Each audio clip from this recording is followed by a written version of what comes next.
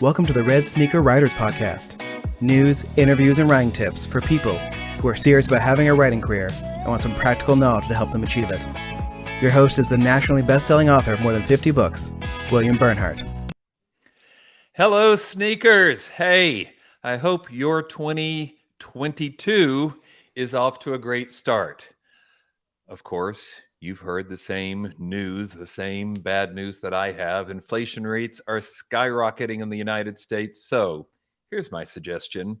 Stay home and write, says the guy who spent most of the afternoon at the mall with his daughter. But anyway, I'm telling you, stay home and write. I mean, you didn't need that stuff anyway. Bank your money, invest in the future, and finish that book you've been thinking about but not quite getting done. And I am sure this sentiment will be echoed by my sound engineer and cohort, Jesse Ulrich. Jesse, have you been buying more expensive TVs and stuff?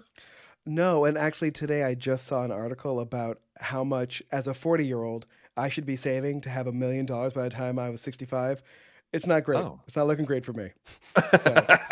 Okay, now I'm curious. How much do you need to bank to have $1 million in 25 years? Oh, it was like $3,000 a month. $3,000 a month? Yeah. Oh, you're saying you're starting now from scratch. Oh yeah, if you started from zero, yeah, it's like three. Well, that's attainable.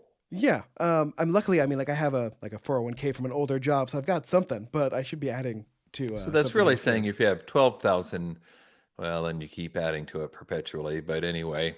Yeah, it's all about starting early, apparently. So yeah, I guess you're just going to be sound engineering for the rest of your life, right? Yeah, I didn't assume my generation was going to get to retire anyway. So right, work and Social Security will be gone. Sorry, yeah, but I never assumed I was getting that. So. All right, then. Well, I'm going to hold off on my usual introduction of the guest because I'm not entirely sure who it's going to be yet. But when I see a face appear, one person or another, or what the heck, if we have more than one show up, then we'll introduce everybody, right? But one way or another, someone sitting in a well-lit room should be our guest. So I'm just going to hold you in suspense. And first, we will do the news.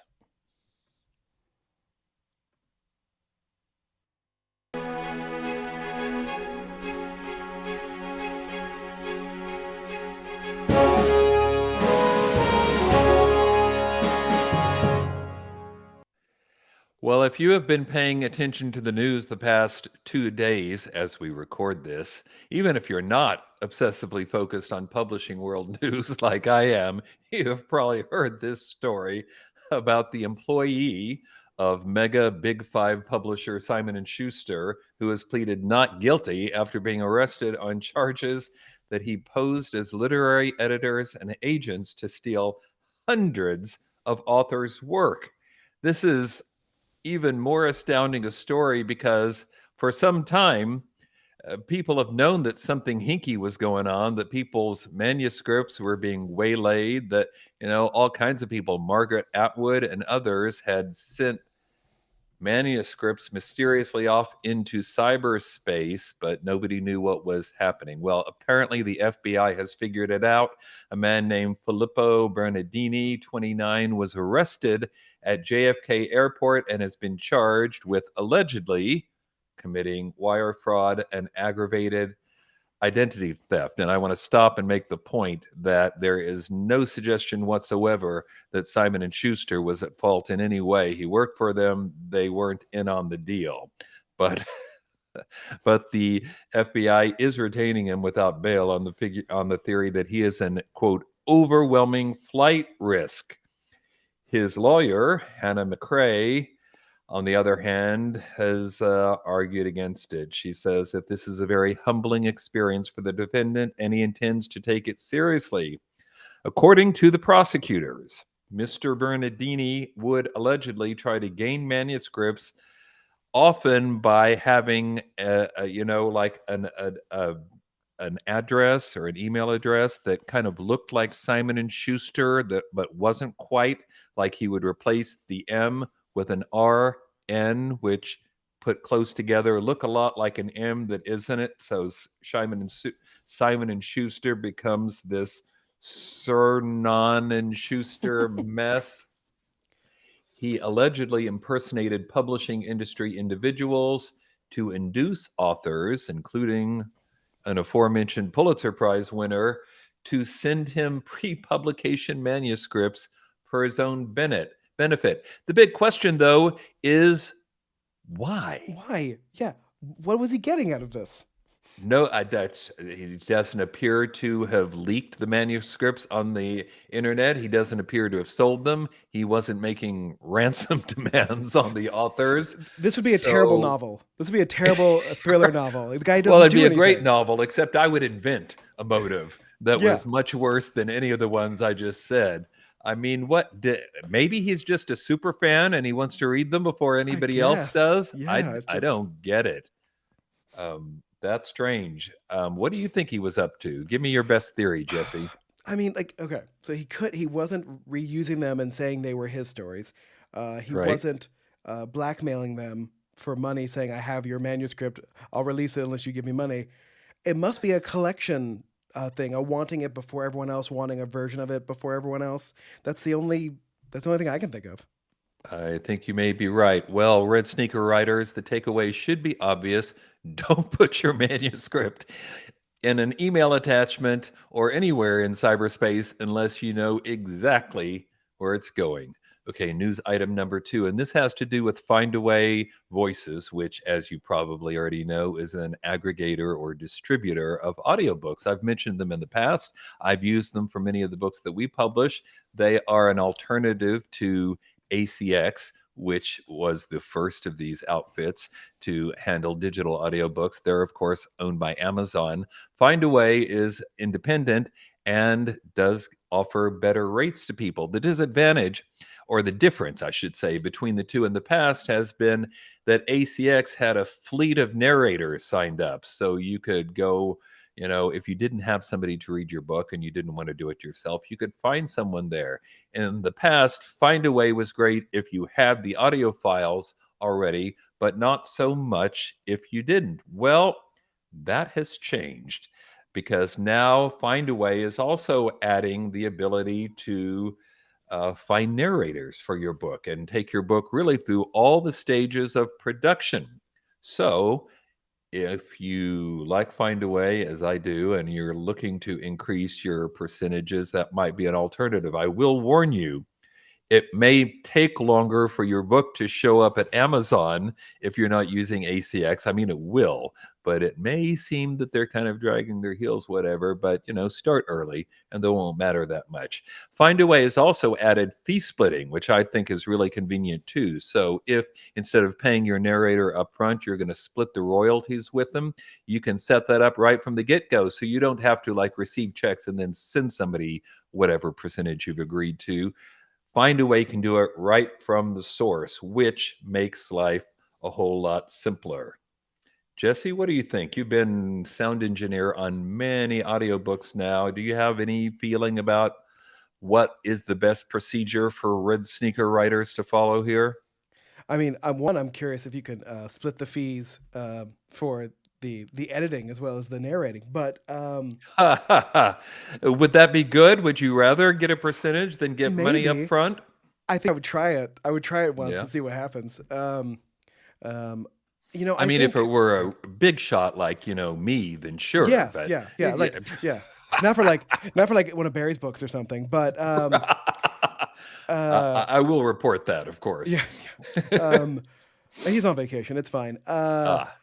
I would say, I mean, I'm a fan of giving yourself the largest reach possible, and I know that ACX versus Fairway Voices have different reaches, and I'm always put it where the most people can see it, and also where it has the chance to cut through sort of the noise. So, it's really, I feel like whatever the author is most comfortable with. So. Well, you touched on another difference actually that I wasn't even thinking about. ACX, you're going to distribute to Amazon, which is, let's face it, Amazon slash Audible. They are the largest seller of audiobooks in the United States, and I think they also send to Apple, I believe so. Yeah. but not all the other audiobook aggregators out there and libraries and whatnot. Whereas Findaway will, in fact, send it to everybody on the face of the earth. So you're also going to get a broader reach. You lose some of the advantages of being exclusive with Amazon. But as we talked about last week, the trend does appear to be for indie authors to go wide for the win, right? So this might be another example of that. What was the other saying? Wide for the win. White is the new black. Yeah, that's terrible. Anyway, okay. Well, yeah, I don't know. We'll let the next guest vote on both of these items. So anyway, I'm not going to lie to you guys. Our guest was supposed to be Jacqueline Mitchard tonight, and I don't know what's happened to Jackie. I know she's a wonderful person. I know she would never, I mean, she probably forgot or got some bad information, but I will find out and I will schedule her for another time. So you will get to hear from her, as you have on previous podcasts, in the future. But in a pinch, it's always useful to have another writer in the house because there was not enough time to send out an SSS. Fortunately, I share a home with, you think I'm going to introduce my cat now, but no, I'm going to introduce my wife, Laura Bernhardt, the award-winning and extraordinary author of the Wantland Books series and also Shadow of the Taj. Laura, thanks for joining us on the podcast. Hi, I'm happy to be here. Look at this. I have something that has Jackie's name on it. Shadow of the Taj. Oh, if I can get in the frame. Look, she blurbed it. Jacqueline Mitchard. So we sort of It's a small world. Her. Yeah. Yes. Yeah. Well, she's here in spirit then. That was a very generous endorsement she gave for your first and superb novel. Did you catch in the warm-up when I said, I'm sure there's some author sitting in a well-lit place? That was me telling you to turn on the lights upstairs. I caught that. Where you I was listening. Yep. So let's talk about your books, Laura, and then we're going to talk about the secrets of writing, because I feel that, do you feel that you know the secrets of writing, the tips that everybody wants to hear about? Well, I'll do my best. Okay. Well, here, before we get to that, then we'll start with a question that, let's face it, is what everybody really wants to know. What is it like living with another author in the house? I would say it can be helpful because you have someone else in the house that understands.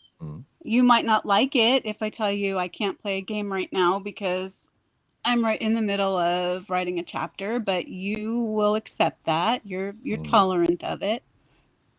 You understand that I have to work around my other work schedule and carve my time out when I can. So that's nice.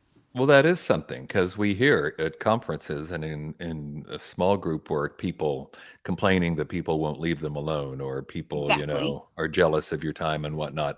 All right. But now we're going to get to the down part, which would be what? Hey, Karen. The downside. We just saw a comment come up in the chat box, and that's what Laura's responding to. So what's the downside of being with an author in the house? Oh, that's so good. Okay. I won't make you think of something. I don't know. I have a more specific question. Okay. Do you guys fight over the best writing / reading spots in the house, or do you have multiple? No, we have our own. We have our own spaces. And I pretty much never get out of the recliner. So, I mean, I used to, can I tell this? You're going to get mad at me. I used to work at my desk, but when we moved into this place, for reasons that I won't, it's not interesting and it takes too long, but we ended up putting my desk in our bedroom, and I usually get up very early in the morning, so I don't want to turn on the lights. So I've gotten into the habit of going into the living room and sitting at the recliner, and now I'm just used to it. So and you go upstairs, right? She has a whole floor. I have a recliner. Well, it depends on what I'm doing. So yes, I don't have a recliner, but I have a workspace in another room. And so if I'm editing, I would be up here in the workspace working on editing. Secretly, yes, Karen knows where this is going. When I am actually doing my creative writing work, I'm in the bathtub. And this is something that goes way back from, it's a place to escape. No one will bug me when I'm in the bathtub, but also I can relax. I'm not worried about, oh, here we go. I've got a dog trying to get in the screen. Okay. This is why I closed the doors. Yeah. Listen, the internet if I loves closed the doors, animals. they would sit down there and bark. So I had to do what I could. Yeah, I close the doors. I light candles. I have hot tea. It's soothing. It's relaxing. I can't hop up and go start laundry or go clean in the kitchen, or I really just relax and get in the zone the very best when I'm completely isolated like that, and I can relax, and that's where I am most creative. So yes, that's my creative writing time. And then the revising and the editing, I can do just about anywhere. Fantastic. Well, you can probably see the chat box as well as I do. It's exploded since we announced already you as have more guest. questions, like 16 minutes in than we have in like maybe a total of like 4 episodes. Right, the last 4. People want to know something. about The you. internet. The internet Okay. loves you, sweetheart. That's nice. So James is asking, what's your writing routine? You kind of already touched on that, but describe it. What's your writing routine? You know what? Bunch of books now. This is probably pretty good, because I'm sure you've heard about Bill's writing routine, and his is get up and get started first thing. We are now early risers, whether we like it or not, because Bustifer is a very persistent alarm clock. So we're awake bright and early, and once he's fed and cared for, I get ready for my day job. So those of you who aren't fortunate enough just yet to be stay-at-home writers full time, this might be helpful to you. I do my work. I do the work I love and I'm passionate about within my day job time. And it's not easy. I know it's not, but I always tell people, if I can do it, you can. So I'm hoping that this is inspirational to everyone. I do have a day job from 8 to 5 every day. My lunch break, I'm absolutely, if I'm not having to run errands, I am holed up in a separate room, away from everybody, trying to get some writing done, some editing done, maybe reviewing what I wrote the night before. When I come home in the evenings, sometimes I might get some time to take a look at that. It really depends. And then my weekends are probably, what would you say, Bill, 8 to 12 hours of editing and writing? Until I bug you and start saying, hey, let's play a board game. Until which I just want to point out is Yeah. my charitable trying to save your sanity by dragging you away from your work. I appreciate that. But It's no, for it you, probably honey. is good. It probably is good. So there's 2 sides to that coin. Yeah, because he wants my time too, and I appreciate that. I'm happy I have a husband who wants to spend time with me. I do appreciate that. But he will come after a while and decide that I should take a break, and that can be hard, if I'm right in the middle of something, because I don't have as much writing time during the week, and I do get pretty selfish about that time on weekends and holidays, which means I don't get a weekend and holiday, right? We writers are probably working 7 days a week, unfortunately. I think that's pretty endemic, particularly for indie or self-published authors. Exactly. Or it's anybody who's running their own business. There's always or you work from home, there's always something you could be doing. Would you agree, Jesse? Yeah, I haven't had a weekend in 2.5 years now. So Right. Yep, that sounds familiar. I feel. Yeah, you feel bad like relaxing or taking a night off. Yes. And when you do that, yeah, exactly. There's that guilt of I should be working, but we do have to relax. So I do have someone that's tugging at me when it's time to maybe take a break for a couple of hours, and pulls me away and makes me focus on something else, which is a good thing. It's a good thing. You can't be completely disconnected from the world and be a good writer. You need to Right. maintain something else. Absolutely right. All right. Now, Betsy is asking, what's next for Kimberly and Sterling? This, of course, is a reference to Oh, your series of books that started with the yes. Wantland Files. So if you finished Halloween and Hannibal, you've seen the prologue to the next one. They're in New Orleans. They are, it's going to be Christmas time. The title of it is Christmas Spirit. And they're in New Orleans, and we're going to find out a lot about Kimberly. If you're keeping up with the series, which I assume everyone is, or they wouldn't be asking about it. Right. You know that she has found out very recently that she has history in New Orleans, and she's about to make a huge discovery, and she's going to learn more about her family. And a couple big shocks are coming up.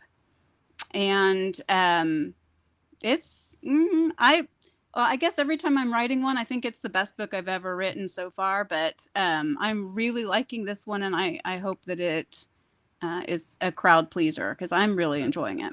I bet it's going to be sensational. Betsy, your questioner, of course, is Betsy Kulikowski, author of the Veritas Codex series. And I mentioned that because you can see her follow-up comment. She's saying that Lauren and Rowan, her series characters, need to run into your series characters in New Orleans. Have a crossover, What? yes. Crossover, yeah, it works in comic books these days. Yeah. Excellent. And then we can bring in all of my series characters, and we'd have an epic. That should happen more in serialized books. There should be crossovers. Someone would have to die for you to come in, though, Bill, wouldn't it? Yeah. It doesn't have to be a regular. Yes, and then one of the regulars would have to be accused of the murder for some reason. Oh my gosh. I'm already writing it in my head. Excellent. Well, Betsy, this year we did the Christmas book. What? Yeah, she's in.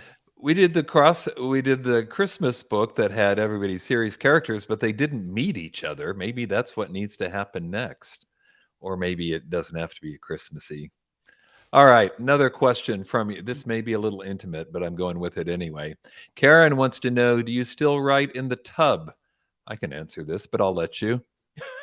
Yes. Well, I did see her comment and kind of address that. Yes, I do still write in the bathtub when I'm brainstorming, creative thinking, really need to get in the zone, need to be able to think and let my mind wander and go to spiritual, otherworldly places.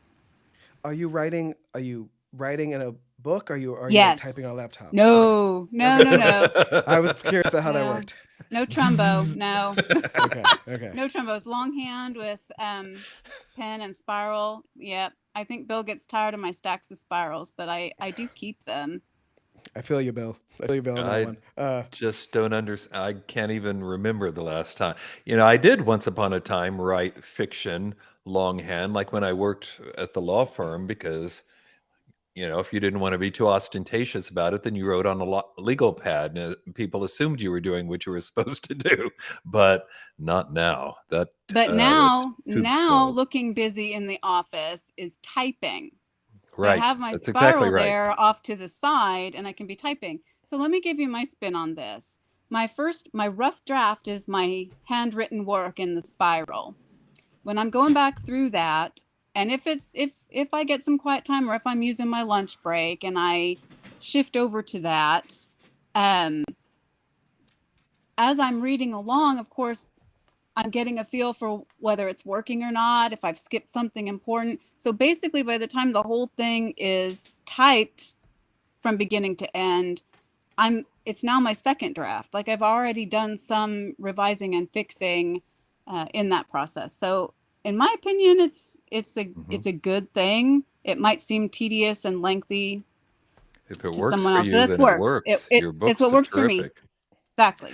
I realize now that I just dated myself in a big way, because, of course, today I remember back in the day when I was a baby associate at the law firm, and I suggested that maybe we all ought to have these new cool things called laptop computers on our desks in the office. I may have had ulterior motives. And I remember the managing partner saying, "Bill, lawyers don't type, secretaries type. Well, today, of course, every lawyer on earth Everyone has a computer types. on their desk, Yeah. and nobody calls their assistant secretaries anymore. But it's been a while.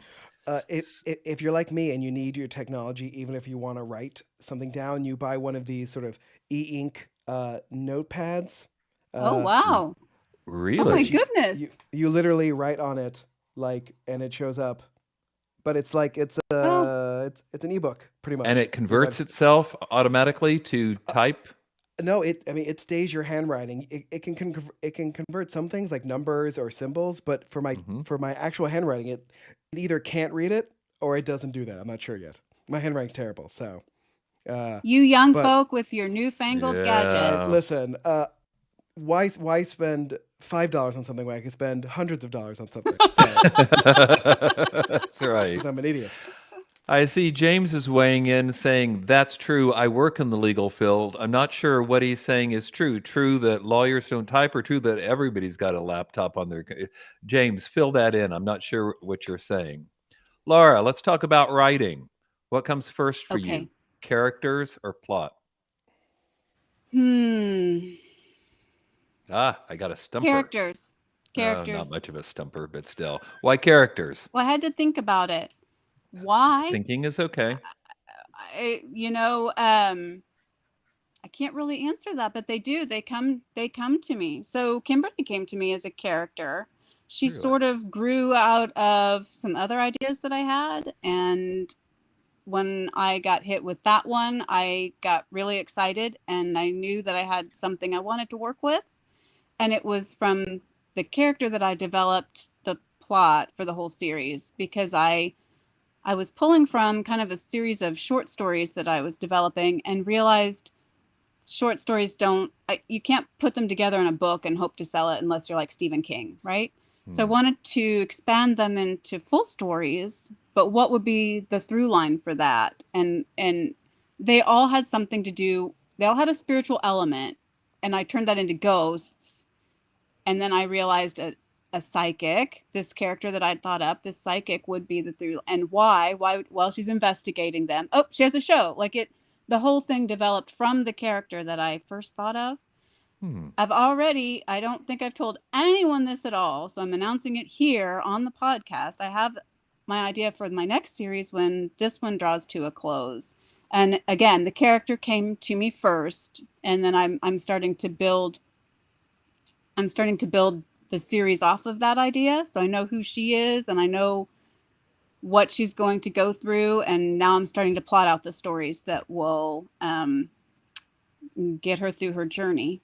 And even in my women's fiction, aside from the series, it's the same in my women's fiction. The characters come to me first, and then the story sort of develops around them. Maybe the initial thought of what they're going to go through, but for me, it's all about the character. When are we going to see this new series? We'll have to finish Wantlum Files first. I'm on book 5, and there's 2 more after this, so it's going to be a little while, but it's really 7. good. I'm excited about it. What about the next women's fiction? When do we get to see Red Rain, or whatever it ends up being called? Agent has had a few requests for the manuscript, in but the we're process. still in a holding pattern on that. If nothing comes of that, then it'll either be this year or next year, one way or another, late this year or sometime next year. So at this point, you've got what, 6 books under your belt? Or 5 actually published. Well, 5 in print, right? but 4 in the series. at least 6 yes. that you've written, and working on a 7th. So, what and are my some next of the... women's fiction too is in progress. Well, I was counting that. So, what are the things you've learned along the way? What are the things you know now that you didn't know when you sat down to write that first book? The very first one? Yeah. Egads. That's more information than we have time to talk about right now. I didn't know anything when I first started writing, except that I loved books, and I wanted to write one, and I had a good idea for one. So it's been probably 15 years. That's a lot of stuff that I've learned along the way. And the industry keeps changing too. So you keep learning and Right. adapting as it And you did a lot of changes. things early on to educate yourself. You Early came on, to it's true. conferences Okay, and whatnot. so But yes, since then, since you've I been made publishing, what are the since things I've you've been picked up publishing. on? What have I Yeah. learned? Since I very first started publishing, I learned that I'm actually kind of liking doing my own publishing. I've gotten kind of protective of my books, and I won't Mm-hmm. hand it over to just any publisher. I actually had She's speaking as someone who has done work for traditional publishers, I just want to point out. yes, and I had kind of some not great experiences that route, and then the last one I just decided I was done. I took back rights to a book and I repackaged it, redid it, republished it, and it's a better looking book than what I got from what we would call a traditional established publisher. And Mm-hmm. I don't think that should ever happen. So I've gotten a little bit possessive, and I've learned that I actually like doing some of the design work. Mm-hmm. I like every step of it. I like the writing, I like the editing, and now I find that I even like putting together the actual product and sending it out into the world. It was scary the Mm-hmm. first time, but um, I do find that I enjoy it. I look forward to the day this will be my full-time job, when I get up in the Mm-hmm. morning and this is what I do all day, not squeezing it in around other things. Well, you like being in control of the whole process, I like which being in is control of the process. understandable, It's and not true. And giving I've up also learned that's not the case. I rights. have authors who come to me wanting help because they don't want to be fully in charge of that. They Mm-hmm. want to do Right. other things. I know someone who's really, really, really good at the marketing of all things, which I find scary and unpleasant. But she's really good at that, so she comes to me for help with other things in the publishing. So not everybody likes it. I'm learning that we all have different different things we like in the process. We got another question. Somebody's asking, do you talk about your book with Bill before you finish your book? Bill, do you talk with Laura before you finish your current work? You want me to go first, or should you? Sure, you go first. I've been talking a lot. Well, as to, do I talk with Laura before you finish? It depends on what you mean by finish. Do I talk to her about it like before I start writing? Rarely, occasionally. And sometimes I think you don't even know what I'm asking or why I'm asking. Like, you may be, I mean, I used to do research from people without really telling them I was researching a book. I just ask a question. I don't really like to talk about it before I've at least got a draft down, because I don't feel like I really know what it is, much less know well enough to talk about it. But I absolutely always send it to you before I publish, or really even get close to publishing. What about you? We don't know, not beforehand. When I'm just working on outlining it and coming up with the ideas. No. I think for both of us, this is pretty common. It's no. There have been a couple of times that maybe we will chat about something, just talking through a problem. Maybe we get stumped somewhere, or maybe something's not quite working. And maybe when we're out for a walk, we'll just kind of visit about it. And a lot of times for me, even just if I'm just saying, well, I'm having trouble with, and I start talking about it. And then even if he says nothing, I will go, but wait a second, I could do this. Sometimes just talking it out will help. And there's been a time or two where he's come to me kind of with the same thing. I think we probably help each other most when it's all done. We definitely send each other the finished product at the end, and I Except it's think not rely on finished. each other. Yeah. So I mean, It's okay, a that's technically fifth not draft finished, maybe, but but the draft is finished, and we've moved into the revising process, editing process, and at that point, I think we rely pretty heavily on each other, and I I definitely think we always talk like to get his thumbs up. I think we talk more about the marketing and the everything else. Then of course we both That's a also valid run point. presses, and Yes. there's formatting and distribution and covers and cover copy and Yep. all that If kind one of of us stuff. hears about something new and useful, we'll definitely share it with the other one, try to keep keep each other abreast of what's happening there. Okay, another burning question. Plotter or pantser? Which are Plotter. you? Plotter, Oh, yeah? plotter. Well, that's because you worked with me, right? Mm, No, you It's always were. true. No, that very first book, all those years ago when I wrote it, some of these people have probably heard this already. Some of the people listening have probably heard this already, but I wrote my first book not knowing how to write a book. So I did approach it more like a pantser. I didn't know any better. And so I wrote a huge long story, and then I went back to the beginning and started reading it, and it wasn't good. And I could recognize that it wasn't good, but I didn't know why it wasn't good. So that's when I started going to meetings and conferences and retreats, trying to learn about the craft of it. Mhm. And that's when I realized I had to go back and rewrite the whole thing, and I had to bring it into alignment with what's expected of a novel. Yeah, it's So just you're a faster and planner easier, and how now. you keep my thoughts together. So at this point, going back to my process, when I Mhm. first have an idea, like for a series, I'm going to have that starting page, what some people like to call their Bible or whatever, but it's my world building page. And then when I get to the actual book, I'm going to outline that. And I have notes to myself to try to keep from having any inconsistencies, because these things span a lot of years, and you have to make sure somebody's eye color doesn't change or something like that along the way. And I'll make pretty extensive notes about that, and then I launch into the outline itself, and it might very well shift, but at least, Of and it course. definitely expand on it. The story grows as you start to Right. write it. You have more ideas and you get going, and it might I don't not be know. the very story that I started with, but that's how you get to the end. Yeah, I don't know about you, but I not only write every day, I revise my outline every day. I'm not exaggerating. I start at the outline reading what Yep, supposedly yep. comes next and edit that a little bit. And then after I've written, I go back to the outline and think about what's coming next and mess with that a little bit. So, yeah, I've got an outline, but I'm continually adding and subtracting from it. I probably don't tweak my outline that much, but I think maybe just because once I get going, I use what's helpful and build off of it. If something radical happens, then yes, I'm going to go back, or I might move something up or down.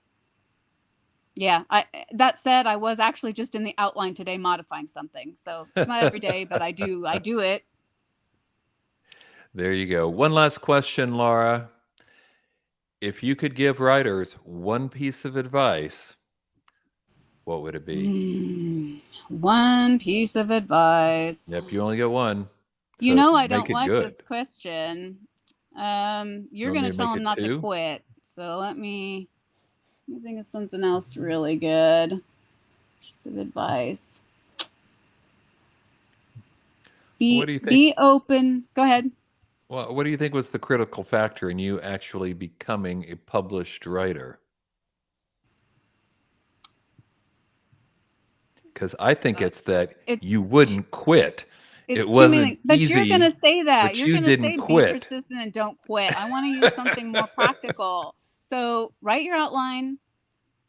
Be open to suggestions. If when you are fortunate enough to have someone who will read that for you and be able to offer you some good helpful critique, but also stay true to your story.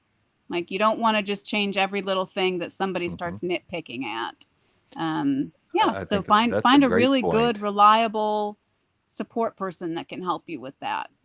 All right, don't lose sight of what it was you wanted to write and accomplish in the first place, right? Sure, You want it to yeah. be good, but Make all of that sound good, Bill. be true to your story. Hey, Laura, thanks for pitching in and helping out tonight. I really appreciate it. You know, it was all my pleasure. I'm always happy to chat about writing with you and with all of your lovely listeners. I love, love, love writers, and we've made so many fantastic connections. Yep, So thank you. I agree. Thanks, Laura. Hey, everybody, just a few final notes. If you are writing or aspiring to write, and if not, I don't know why you would be listening to this unless you're part of Laura's fan club, which is obviously huge, judging from our chat box. If you are aspiring to write or writing, Join our Facebook group, Red Sneaker Writers, so you can get daily updates. I also have a Red Sneaker newsletter that usually goes out every other weekend. It's completely free. All you got to do is send me your email address and I will add you to the list. My email address is willbern@gmail.com. That's WILLBERN@gmail.com. All right. Well, Laura's already kind of forecast this, hasn't she? But as promised, sneakers. Until next time, keep writing. And remember, you cannot fail if you refuse to quit. See you next time.